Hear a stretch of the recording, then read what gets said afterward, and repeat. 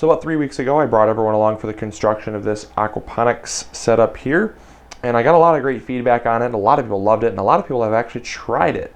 So I'm gonna make a quick note here. If you have tried it, please post a video of the setup on my Facebook wall. I think everyone would like to see your setup as well as me. I'd love to see how yours is doing. But so far, mine's been doing crazy well. My basil plants have grown, cut them back, grown, cut them back. This is the fourth cutting back. They are really nice and bushy. They're doing great. They're still nice and green. And I mean, I literally have no complaints against this setup here. I think it's still doing awesome. I'm gonna show you the roots as well. The roots are doing so well. Now they have turned a little, off color there. But nonetheless, they're still growing. There's still lots of white roots. The water has turned a little bit darker brown, but that's again just because of the solution that I keep putting in here. And I will show you again really quick. This is called nitrozyme, and the nitrozyme is just a seaweed extract. So it's an all organic seaweed extract, and I did it for the micronutrients, as I said in other episodes. I just wanted to reiterate for anyone watching that's new. And this is just what's turning the color brown, or the watercolor brown, because I never obviously clean out my tank. So the water that's in there has been in there for 3 weeks. So it's a little bit old, but nonetheless, it's still really clean water. It's just colored brown. There's no algae growth yet, which is amazing. The light guard here, this white opaque color here is blocking a lot of light, which is great because I don't see much algae growth on the roots.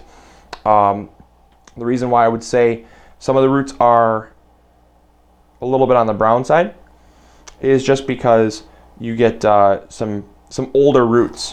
And again, I'll show you really quick the roots there. Beautiful, beautiful roots.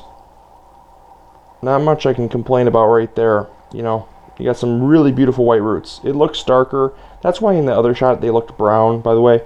They're actually fairly white. There is a few brown roots, but nothing much to complain about, especially there. That's a beautiful system of white roots there. Actually, not much has been happening as far as the fish getting hungry and eating the roots. Part of that is I keep the fish really well fed. Well, there you go. Now I'm in the camera because there's not a light in the wrong direction making me look all dark. So now I'm in front of the camera for all the people that love seeing me in all my episodes. I hope you all enjoyed that aquaponics update. It's again been 3 weeks. So 3 weeks, they're still going strong. I think I'm gonna obviously keep it going, but I think I might shut it down in about a week or two, or at least move it, maybe to like a windowsill or something, because I need the grow room because I'm gonna be starting plants. Yes, I'm gonna be starting plants. I'm so excited. I got onions to start. I got oh my gosh, I forgot to tell you all. Oh, someone smack me.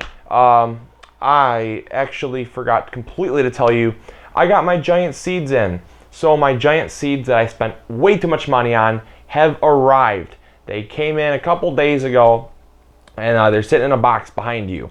And that is very pleasing to me because I was worried that they weren't going to come, but they finally arrived. So I'm going to be doing that as well. I'm going to be growing those.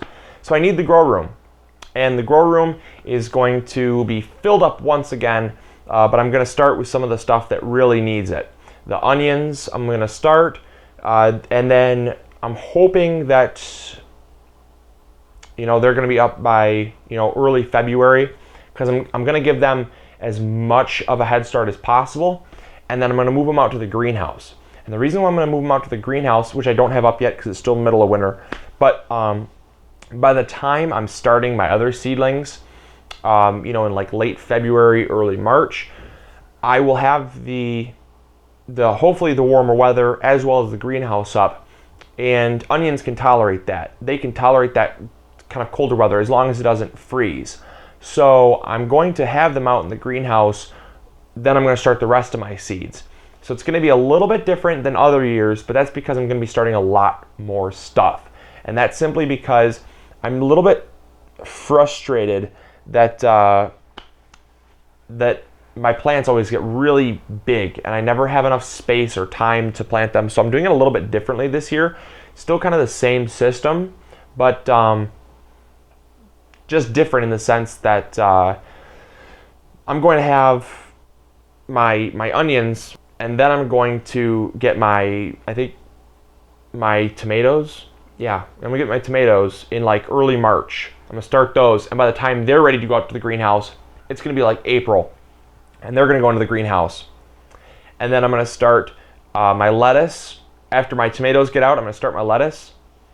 And then by the time all that, it's kind of gonna be a really nice cycle, and it's kind of confusing to be able to describe it, but you'll all be able to find out what I'm doing when I show you, because I'm gonna bring you all along for it. It's just, obviously, I need more of a system, because last year and the year before that and the year before that, when I started my plants indoors, they were so tall and so big and fully mature by the time I moved them outside, because I started them so stinking early that that they were just a pain in the butt to work with.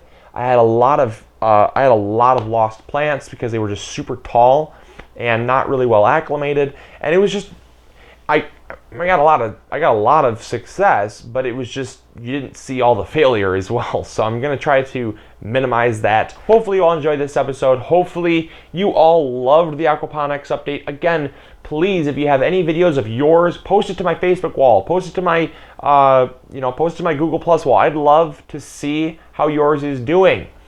Also, if you haven't tried it out yet, try one out. Someone said that they made theirs for about $40, so it's still not that bad of a price.